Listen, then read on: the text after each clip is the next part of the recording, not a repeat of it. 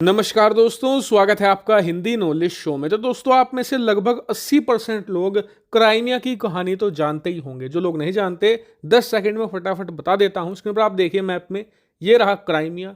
ये 2014 से पहले यूक्रेन का हिस्सा हुआ करता था, लेकिन 2014 में रूस ने स्पेशल मिलिट्री ऑपरेशन चलाकर इसे कैप्चर कर लिया था और इसे अपने कब्जे में ले लिया था, और तभी से क्राइमिया पूरी तरीके से रूस का हिस्सा बन चुका है। हालांकि इंटरनेशनल कम्युनिटी में ज्यादातर देश अभी भी क्राइमिया को यूक्रेन का हिस्सा मानते हैं, लेकिन ये पूरी तरीके से रूस के नियंत्रण में है लगभग पिछले 9 सालों से। लेकिन मैं आपको आज ये क्यों बता रहा हूं, दरअसल इसके पीछे एक खास कारण है। दरअसल 2014 से लेकर 2018 तक जब तक इस पर रूसी कब्जा रहा, तो रूस एक बड़ी प्रॉब्लम फेस करता रहा। दिक्कत यह थी कि जो ये क्राइमिया था, ये जमीनी तौर पर यूक्रेन के करीब था और यूक्रेन इससे पूरी तरीके से वेल कनेक्टेड था। लेकिन दिक्कत यह थी कि ये रूस की जमीन से दूर था। इसके और रूस के बीच में एक बड़ा समुद्र पड़ता था, और रूस को पता था कि जब तक हम इसे डायरेक्टली रूस की जमीन से कनेक्ट नहीं करेंगे, क्राइमिया को वो प्रॉपरली कभी भी रूस का हिस्सा नहीं बना सकते। क्योंकि इससे दिक्कत ये आ रही थी कि अगर आपको एक छोटी से छोटी चीज भी रूस से क्राइमिया भेजनी है या क्राइमिया से रूस भेजनी है, तो आपको बड़ी बड़ी शिप्स का सहारा लेना पड़ता था। इसके अलावा क्राइमिया और रूस के लोगों के बीच में भी डायरेक्ट कांटेक्ट नहीं था, ना ही कोई रिलेशन था। क्योंकि अगर आपको रूस से क्राइमिया जाना है तो आपके पास 2 ही रास्ते थे। पहला, आप शिप या फेरी का सहारा लीजिए, या फिर आप एयरप्लेन के जरिए पहुंचिए क्राइमिया। और आप जानते ही हैं कि इस तरीके के जो ट्रांसपोर्टेशन होते हैं, ये बहुत ही ज़्यादा महंगे होते हैं। ऐसे में जो आम आदमी है वो इसे अफोर्ड नहीं कर सकता। और दूसरी बड़ी बात,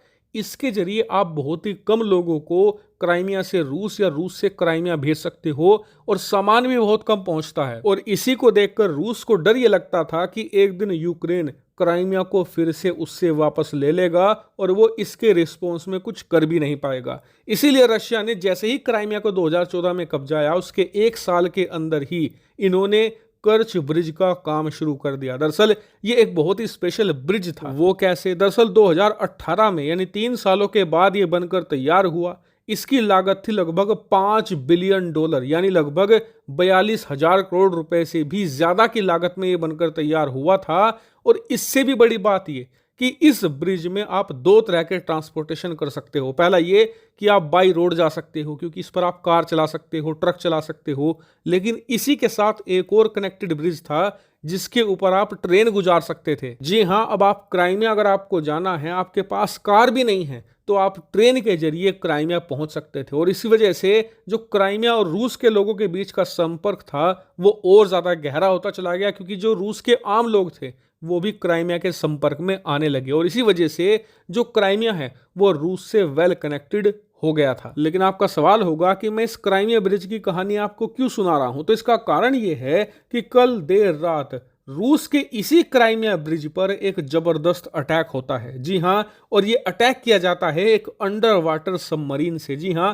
एक छोटी रिमोट से चलने वाली सबमरीन से ये अटैक किया गया। और जो इस अटैक का इंपैक्ट है वो आप अपनी स्क्रीन पर वीडियो में देख सकते हैं। आप स्क्रीन पर देखिए, जो ये ब्रिज था इसका एक हिस्सा कोलैप्स हो चुका है और भारी डैमेज पहुंचा है। और इस अटैक में करीबन 2 से ज्यादा लोगों की जान भी जा चुकी है जो इस ब्रिज से गुजर रहे थे अपनी कार के जरिए, और कई लोग गंभीर रूप से घायल भी हुए हैं। हालांकि आप कहोगे कि एक हिस्सा ही तो डैमेज हुआ है, इससे रूस को क्या फर्क पड़ेगा? तो बहुत फर्क पड़ेगा। दरअसल ये एक बहुत ही स्पेशल प्रकार का ब्रिज है। इसे बनाने में $5 बिलियन इसीलिए लगे हैं क्योंकि इसे आपने बीच समुद्र के अंदर खड़ा किया है, और इसे ऐसे डिजाइन किया गया है कि ये छोटे मोटे हमलों को तो वैसे ही झेल ले जाता है। अब आप खुद सोचिए कि कितना बड़ा अटैक हुआ होगा जब जाकर इतना जबरदस्त डैमेज पहुंचा है। और पिछली बार, अब से कुछ महीने पहले भी ऐसा ही डैमेज हुआ था, उसे रिपेयर करने में रशिया को महीनों लग गए थे। और बताया जा रहा है कि जिस प्रकार का ये डैमेज है, इसे भी रिपेयर करने में रशिया को लंबा समय लगने वाला है।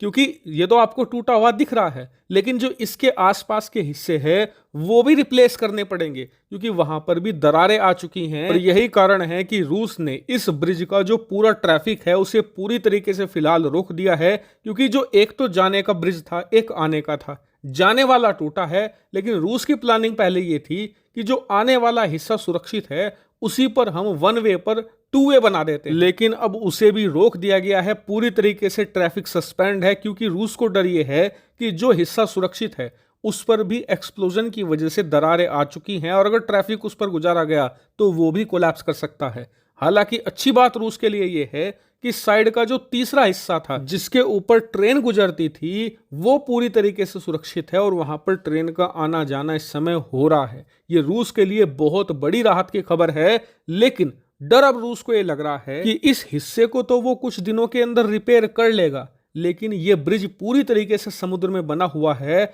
और ब्रिटेन जिस तरीके से अंडर वाटर रिमोट से चलने वाली पनडुब्बियां दे रहा है यूक्रेन को, उसकी मदद से यूक्रेन और भी बड़े अटैक कर सकता है। और ये पनडुब्बी इतनी छोटी है कि इन्हें ट्रैक भी नहीं किया जा सकता।